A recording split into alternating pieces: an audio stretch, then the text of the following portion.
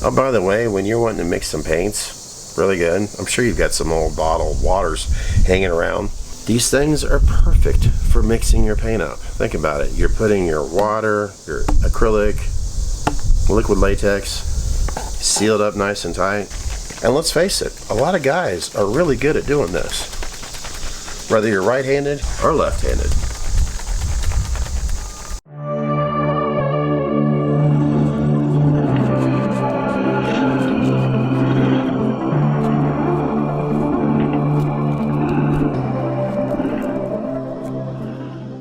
Well, welcome back. That is, of course, if you watched part 2 of this amazing, that's right, the bar downstairs 2021 Halloween Kills, obviously the Trick or Treat Studios mask. Yes, in part 1, I went over a lot of boring details. For some of you, it was probably, why am I watching this? I already know, Scott, duh. And then maybe for some of you that are really seriously thinking about trying this for the first time, that's what I was thinking of. I was trying to go over things in my head on, you know, what I had learned from so many other artists, from advice that I've gotten from over the years, or to even tutorials here on YouTube. Now, to make that very clear, I want to make it to all of you know out there that I'm not a professional artist when it comes to rehauling, overhauling, overdubbing, or refinishing mask. I just know that I'm comfortable with how I do things, and I'm also excited to always learn so much more. So I just want to make that very clear. So don't take everything that I have here as a grain of salt of how this is how absolutely has to be done. Do your homework, ask as many questions as you can from other artists, and watch tons of tutorials. Don't just go by with what I've shown you in part 1 and then eventually here in part 2. Now, I do want to answer one question that someone did send to me through Instagram or DM'd me and wanted to know, what if they didn't use liquid latex when they were obviously painting their mask? Well, you could run into a lot of headaches.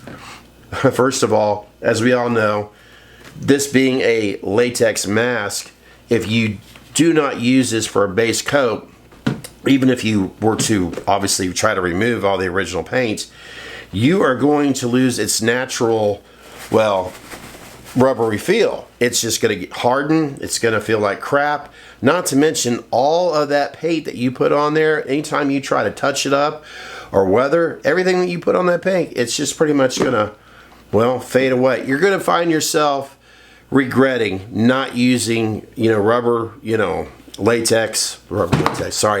latex, or even, I was thinking rubber cement, because that's another option you can go with, is rubber cement, acrylic paints, and distilled water. I've done that before, and it works quite well. So, as I drop the acrylic paint all over the floor, I've got a mess, call 911. Okay, now that I'm over here by the sink, and thinking about answering that last question about the liquid latex, the acrylic paint, and the distilled water, at this point, since I've already added that base coat, now I'm basically going to do a wash. And at this point, all I'm going to need is the acrylic paint and distilled water. And the color concept that I'm going to go with, yes, I have brown and black, but I want it to be more of a dominance of a brownish color, really like it's dirt, or either that, a brownie. So that's what I'm going to go for right now. And something that I recommend is something as simple as this, just a bottle with a cap. And it'll make sense here in just a second. Let's shook it up a little bit. All these containers that you're going to have, hell, can't hurt to shake well before using it, right? Alrighty. Now, I'm definitely going to add the brown. Alrighty. I definitely know that I'm about to get some more brown here down the road. Okay. For the magical distilled water. Alright, now at this point, just like when it comes to the base coat, I want to make sure that I have got the distilled water and just acrylic paint here at this point. I want it mixed up really well, okay? The main reason why is that you're trying to do everything you can to have this as liquefied as much as possible. That way, there's no little chunks of acrylic that's going to go through either obviously your airbrush or the type of air gun that I have out there. Because you don't want it spitting on your mask. Does that make sense? Okay, now we're outside getting ready for this fella. Try to think. Let's zoom this in a little bit so you can see what the hell's going on.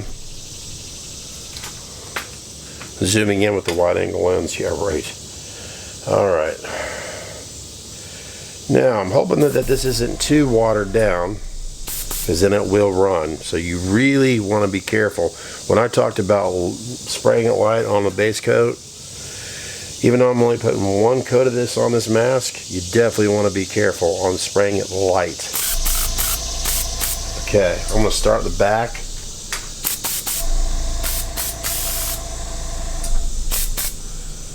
Make sure it doesn't look like it's, going to run.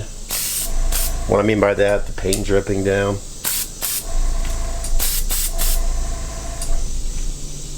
Because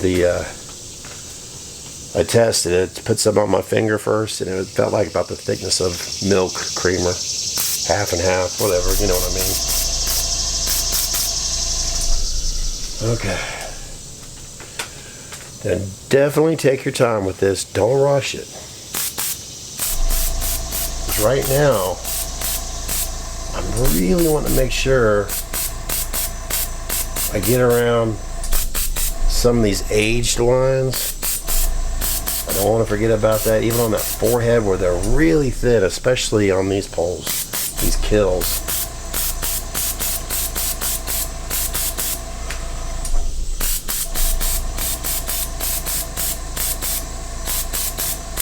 This ought to be interesting to work on, where it's been burnt.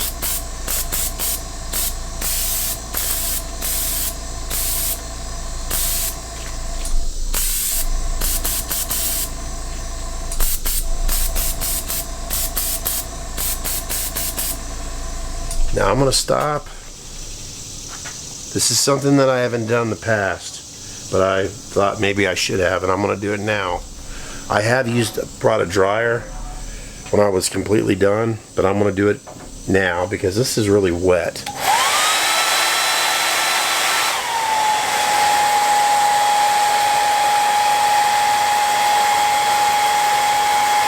Yeah, it's really wet.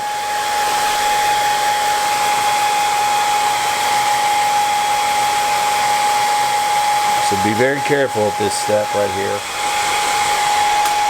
Okay.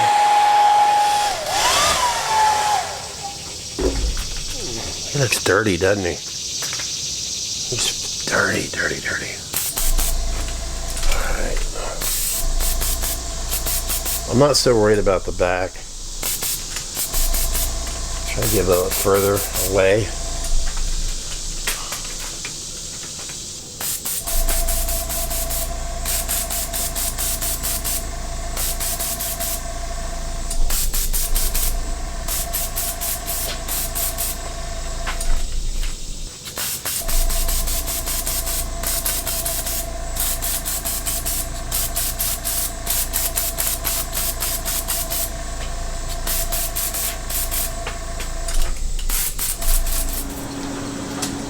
Alright, dry this puppy up really good.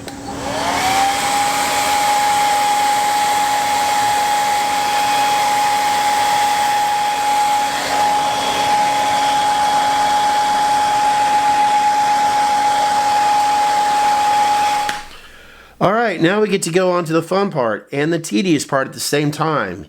Yeah, this is where I recommend, if you have patience, you'll be good at this. And you want to take your time. Do not rush it. And do not concentrate on one area. For an example, okay, we'll say this is wet right now. Don't constantly try to work on this one area for a while. Kind of move around as if you were airbrushing the mask. Now the materials that I'm going to be using, some old clothing. I like to use soft, I think this was from a pajama or pants, or I don't know. And I'm using naphtha. Okay, I poured it in my glass here. And I'm going to use Q-tips and this right here. I don't want to get this soaking wet, but it's kind of hard not to. But I just want to, like I said, take my time as I go around the mask, cleaning it. I guess you could say this is the weathering process, but we're not using water, obviously. Well, you witnessed this, right? Of course you have. That's why you're watching this amazing video. Now here's some good news. You're not going to be looking at me the whole time. I'm going to have this more focused on the mask while I either time-lapse the video or whatever. I don't know exactly what I'm doing, but I'm going to listen to some music because I got to listen to some music while I'm doing this part.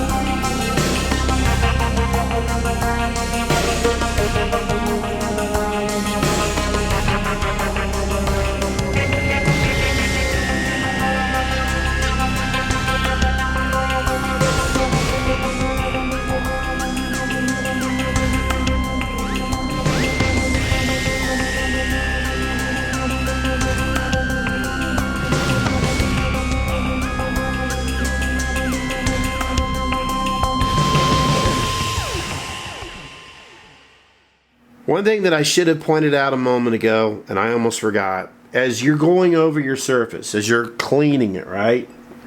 Whether you're using lacquer thinner or naphtha.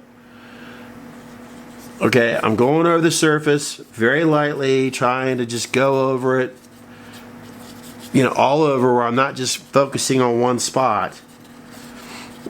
You'll get the rhythm down, you know what I mean?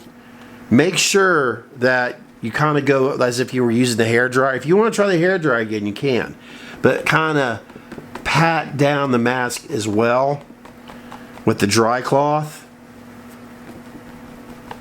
I mean, it's just a tedious process, but trust me, you'll be rewarded if you do this. You'll find the results are much better. Like I said, it takes a while to do this. This is the part that probably takes the longest. But if you take your time, if it takes you a couple days to do this part, then so be it. You know, you may have, like, I got to leave here in a little bit. I know I probably won't come back to this till tomorrow. This process right here. Because I know me, I'll stay up all night working on this, and then I'm exhausted when I got to go to work the next day. So yeah, just kind of like, it's kind of like wax on, wax off. Here it is, a Hump Wednesday, and we're back at it with this mask again. Now, I know you're looking at this thinking, oh shit, I've missed a lot. No, you really haven't. Well, after removing the majority of it, I went back with some white paint, actually a combination of this iridescent. It's kind of like a silver and an acrylic, of course, an antique white, and I mix it up together. And I'm just basically tap it onto the brush. This is another reason why I like using these Roxy glasses, is if you run out of cardboard, which I have some around here somewhere, I like to not dominate the brush with paint because I don't want to put too much on the mask. And then I'm just going over it very lightly, barely touching the mask, like so. And then the same concept, but this time with the distilled water, not the lacquer thinner. Just dip it into here. A little bit of distilled, not a whole lot, and then just kind of going over where I just painted. You know, because that way I don't want to paint over any of the lines and imperfections, and then just tapping it dry. Okay, that's what I've been doing really today. But I'm going to get a very thin, small brush real quick. This one's pretty good. And I want to take some of that. Where are you? I thought I had you out here. Hello. The black and brown that I was using to airbrush over this mask. Well, come on. I know I had you out here. Well, anyways, what I want to do is go over some of these lines that I kind of painted over a little bit with this white paint. Sad thing, it was sitting right there. I really don't have the right preparation for this, but what I'm going to do is pour a little bit into this cap, because I really don't need a whole lot of this. I need a very, very, very thin, I mean, we're talking pinpoint brush. Now this is where you want to, hopefully you got a steady hand, and kind of go over, not all of them, just some of them, the dominant lines. Because if you try to do every single one of those lines, it's gonna look hand brushed. You know what I mean? And you don't want to do that. You just want to go over some of the dominant lines. That's it. Because if you look at, like, say, Nick Castle's or even the other ones, not all the lines on the mask are dominant in, you know, dark colors. You know, the 2018s. So just kind of go over some of these spots. And if you screw up, no big deal. Just take your water and kind of tap it. Or what I really recommend is getting one of your Q-tips and tapping it. You know, where if you've accidentally gotten some of the paint, you know, where you don't want it. You know what I mean? So I'll work on this a little bit. Kind of darken these up just a tad bit. And then I'll show you the results of what because I'm going to come back and work on this tonight after soccer. So I'll show you the results tomorrow, and we'll go from there.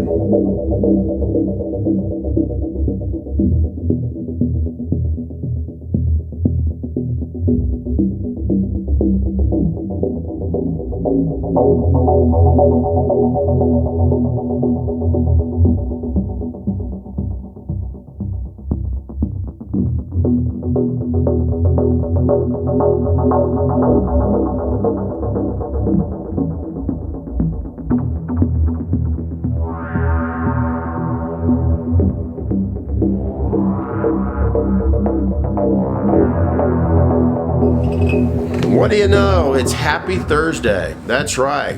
Happy Thursday. And this is where we're at so far with this mask. I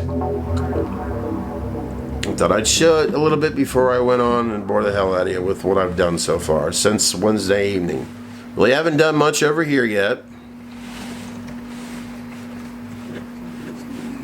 However, I did do something here just a moment ago, and I'll get into that in just a moment. Alright, now that we're on Thursday, what I've done since yesterday, soccer, after cooling down, eating some dinner, relaxing a little bit, I'd work on this a little bit more. I'm like, you know what, I'm going to go in the living room so I can paint and watch, you know, YouTube, podcasts. And I got to this point. Sorry, a little brain fart there. It happens a lot. The older I get, the more brain farts I get. So I worked on this a little bit more, tried to clean it up more by simply, obviously with paint this time. A little bit ago, I took some of the brown that I used to spray, because it's more watered down. Got it on a cap, because I know I don't need too much of it. And I've been basically going over it, like so. Brushing on this side, where it's obviously been burnt. Not all over it, because I'm fading it. That's what I'm thinking. It was, you know, it's seriously burnt from over here, and then it kind of fades into the mask, obviously. I think we've all gathered that by now. Alright. It's a little higher, too. I want to make that clear. I'm doing that on purpose so I can get a different perspective on it as I'm going over it. Just different angles, different, you know, the way the light's hitting it. That's something you should try as well. If you can, boost it up a little bit higher. Alright, now I just got some of this distilled water. Probably too much on there.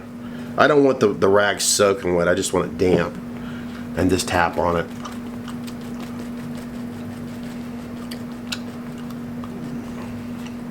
It's okay to lightly brush it, but not heavy. Don't push down on it. You don't want to take away any of the paint. You're just trying to be as careful as you possibly can. Or you don't want to take away any features. You know what I mean? You may have worked really hard on getting certain lines in the mask or getting certain areas to pop out. And then now all of a sudden now you're doing this and then it disappears all because you've wiped it away too hard, you know? Hope that all makes sense. I'm gonna go ahead and put a little bit more water on it. More brown than I'd like it to be right now. I don't know if the camera's really picking this up. But that's what I'm trying to do. Get rid of some of that brown. I probably put too much on there. Not a big deal because I'm cleaning it up a little bit, but lightly. Now, real quick, take a dry one and tap on it. I don't want that water to sit on that mask way too long. That's another reason why you want to really be careful and not get this too wet. And if you want to, go get your hairdryer and dry it down as well. It's not going to hurt it. There. See, I kind of like that. It just didn't make any sense to me to look at this mask and go from, let's say it was already black to white. You know what I mean? Like, it's not half black, half white. So I want to fade it more like to a charcoal gray, to a brownish tone, into the white. And of course, if this is sitting in a dark room, it'll look perfect. So yeah, that's where we're at so far. Eventually I'm going to put the blood, but I want that blood stain to look faded. I don't want it to look dominantly red. I'm going to try something that I haven't yet done, because this is the first time I've worked on a Halloween Kills. But I think what I'm going to do is get that airbrush, that gun ready, and I'm going to spray a little bit of that black mixed in with some of this. And we'll get to that here just in a snap. What I'm trying to do is go from this angle up. Sorry. From upward. So I'm going to back here on the neck. No harm, no foul. But I don't want to put a whole lot.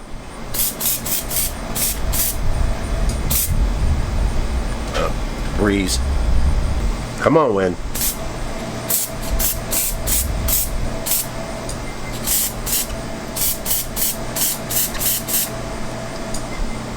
Sorry.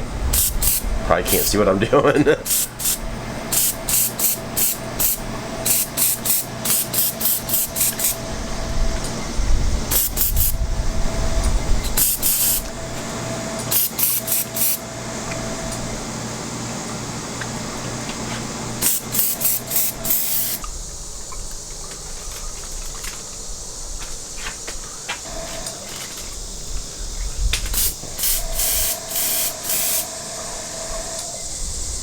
Try right here.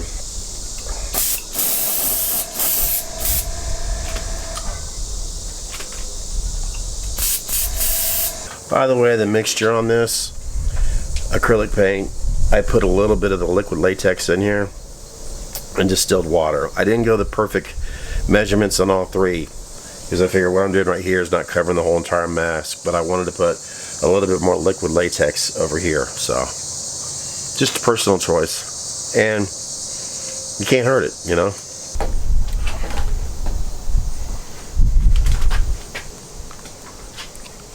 We got this going on here. Back inside where it's nice and cool. It's too damn hot out there. Let me just pan this back a little bit. There we go. You know me, I have to be a part of the scene. Alrighty, when I turned the camera off, I realized, you know what?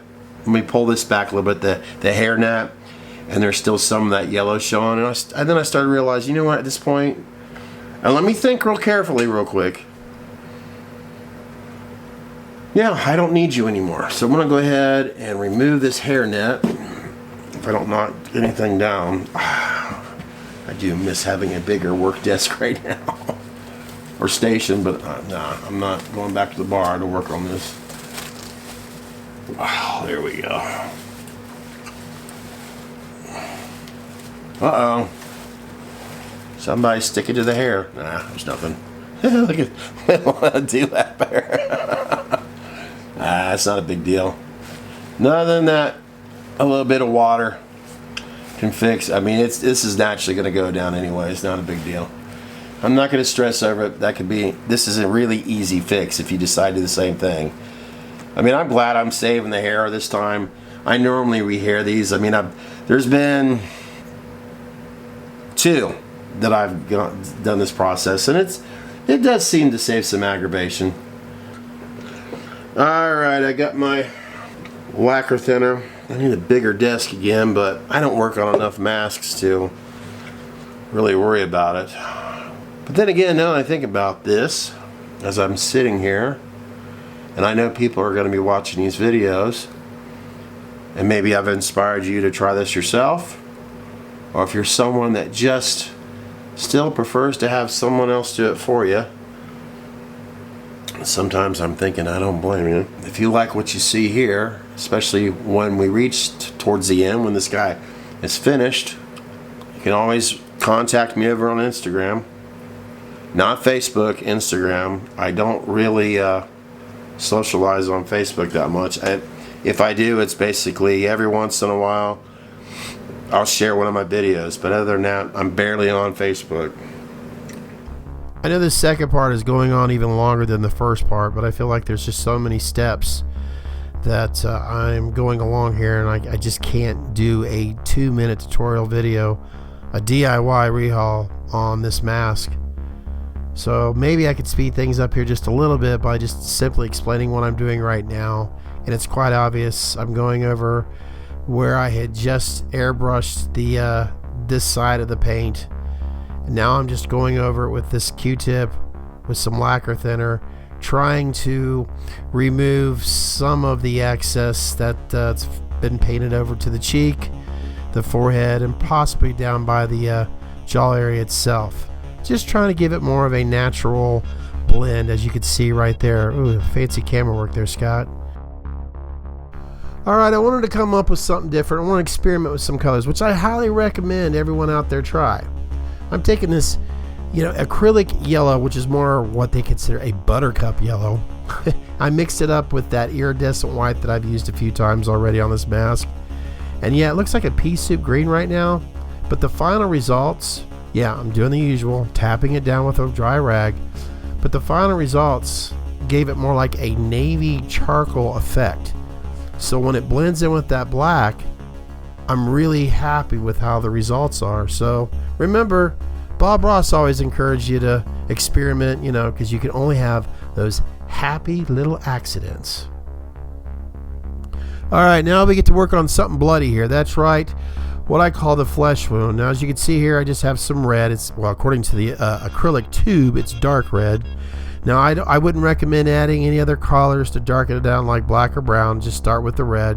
Now, start on the inside and work your way out, and don't add a whole lot. Now, according to the trailer Halloween Kills in 2018, this flesh wound doesn't have a lot of blood anyways. So you just want to, start, like I said, from the inside and out. Remember, less is more. Now, if you want to customize it and add more blood, wait till later, seriously, because you may regret adding too much in the beginning. The reason why, well, let's just put it this way, a red paint is going to be a hell of a lot more dominant than that white, and it's going to be very difficult to remove, and you might be kicking yourself in the you-know-what later. So remember, less is more, and start on the inside and work your way out. Well, after quite a few hours, I've decided, no matter what I decide to do, it's not going to get in the way with what I'm wanting to do. And what I've been thinking a lot about here the past day or two is putting the hair back on. I'm anxious to get this hair on here. Now, before I do anything else, and I'm sure you have possibly seen this before, but if not, you want to make sure, if you're going this route by any means, if you're just removing the front line of the hair like this one here, just you don't have to remove all of it, just kind of like the edge. Very easy. Look, if a lefty can do this, anybody can. And if you're not sure of what I'm talking about, The last time I had a pair of scissors that were lefty scissors was back when I was in grade school. I don't know if they make left-handed scissors anymore for adults. Maybe they do. I just don't go around Googling it every day, if you know what I mean. Alright, I'm going to just go ahead and focus on at least putting this side back up. I've already cut off some of the front. So thankfully, with having being able to pull it off with one piece, it's going to kind of work in my advantage, I guess, but I'm not counting on this ever happening again, to be honest with you. So I'm just going to, I haven't put any glue back on this yet. I'm just kind of laying this out here just to get a good look of it first. And I think it's going to be about, usually they have a line already on these masks, so you could pretty much determine on where the hair goes. But after doing so many, you pretty much figure out it anyways. So what I'm going to do with this rubber cement, oh, shut up, phone. I'm going to not use this brush, nothing wrong with that brush, but I'm going to use a smaller brush right now, which I can only use it one more time. Well, what am I saying? This is the only time I can use it, so I'm sacrificing a good brush. I'm going to put some of this right here on the mask itself. Now, you don't have to use rubber cement right now. You could use tacky glue or whatever you prefer. I have used both. I mean, the results have been the same. Sometimes this rubber cement has a more of a yellow effect when it dries, which I kind of like that look. It's got that old school look. So it's really, it's up to you on how you want to do it.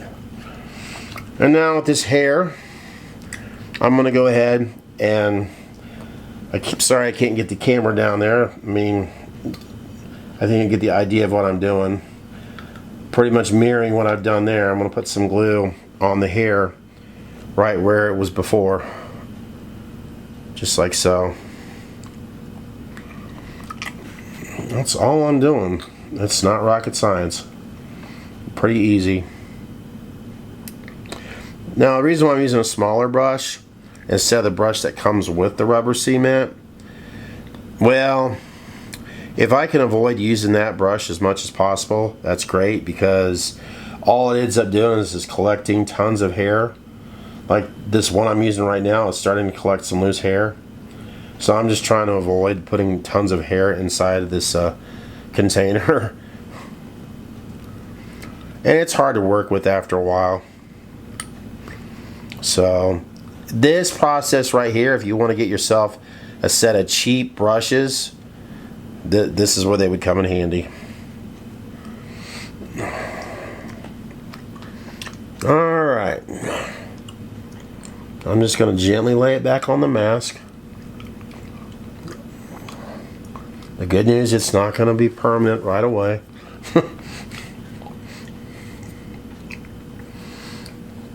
I don't know if you guys can see that. Of course, my arm is getting right in the way.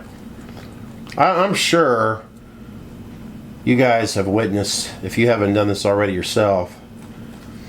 I know, I remember the first time I haired a mask, I was so scared, so intimidated. And it actually was a lot easier than I thought.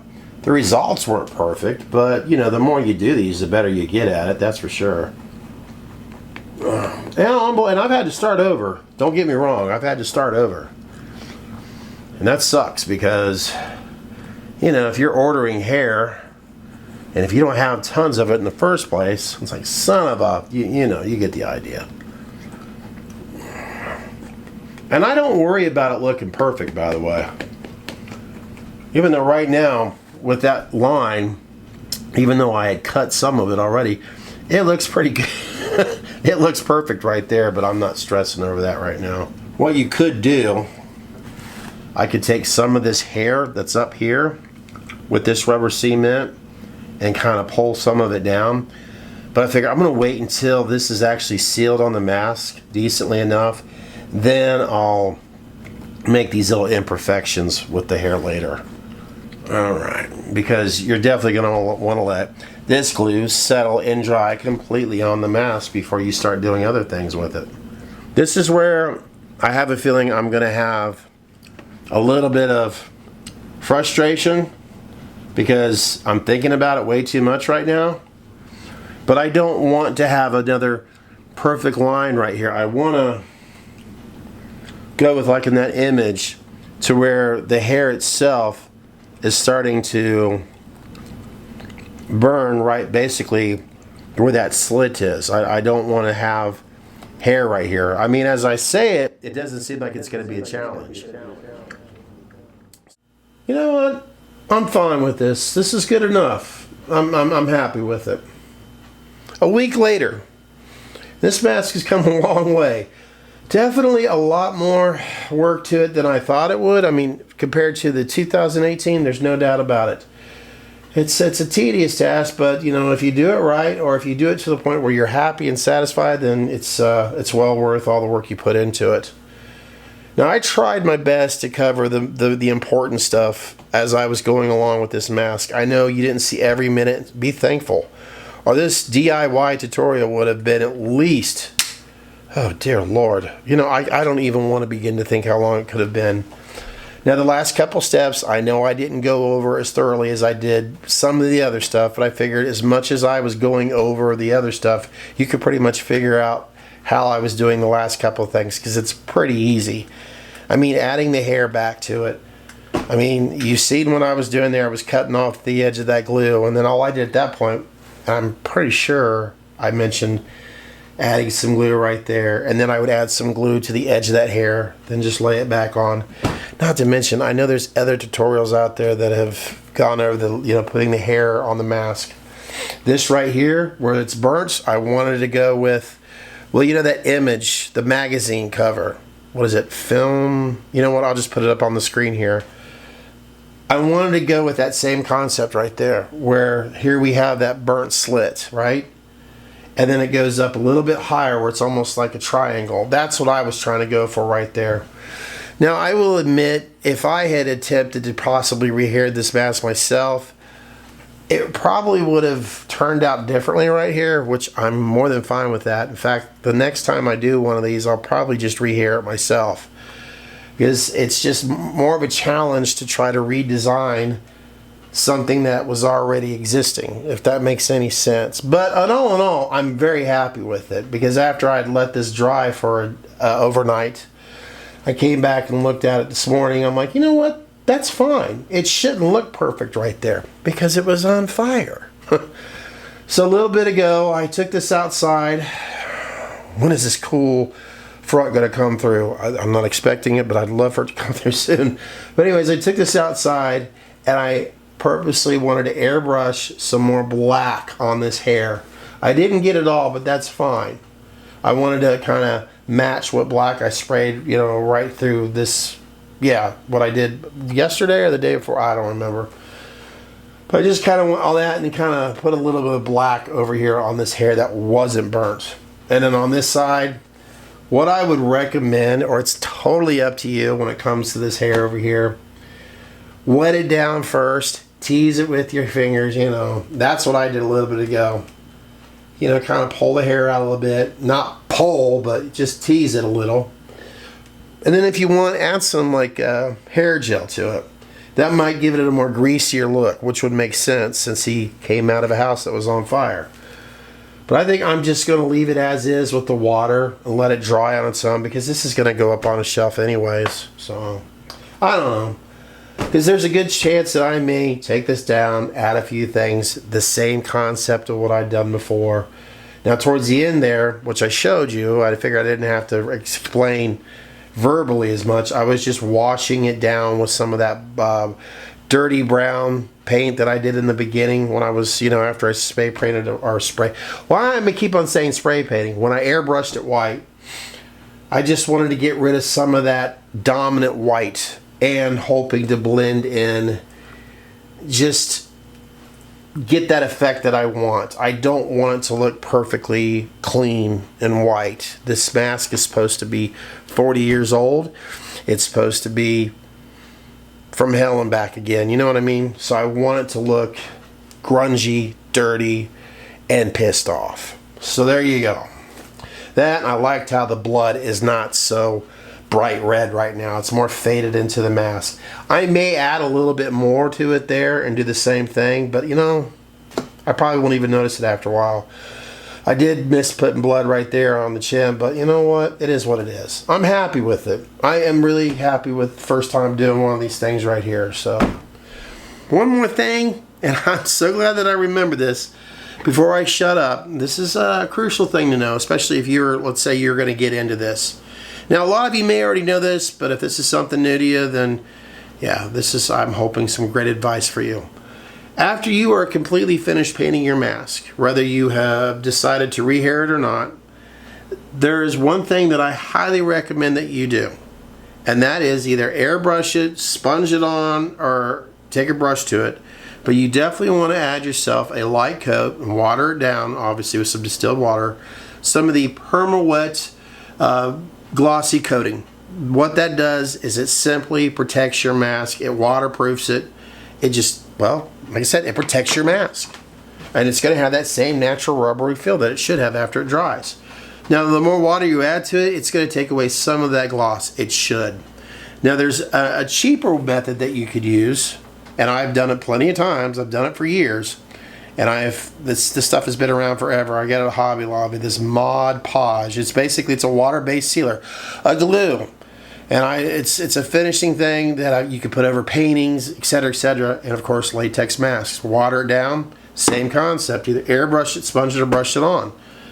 Now you're going to want to tap dry either one because it's going to drip dry. I mean, you don't want it to start dripping out there or in your living room. Or do it outside. Don't do it in your living room. But yeah, just do it like that, and before you know it, the same effect. After all that work you've done, whether it's your own mask or for a commission, you're better off protecting your mask. Even though the fact that you started off with base coats with liquid latex. It's smart, right? You work hard and you invest a lot of money in this stuff, and you want to take pride in your work. Well, that's going to do it. 1 week later, the DIY rehaul of the 2021 Halloween Kills mask. I'm happy with it. Sure, it could always look better, but that's the beauty of it. There's more out there that you can always work on. I'm very happy with it. I'm glad that it looks as grungy, looks as filthy, and it looks as dirty as I want it. I don't want it to look like a pretty clean Michael Myers mask. No, because this thing is pissed off and it's been through hell and back. Yeah, this will look good. Yeah, I think I'll do one more video just to show it off. You know, a simple little video. So look for that soon. Alrighty guys, stay safe, stay cool out there, if it'll ever cool down. And I hope to see you soon. And remember, wipe your butts or no one will be around you.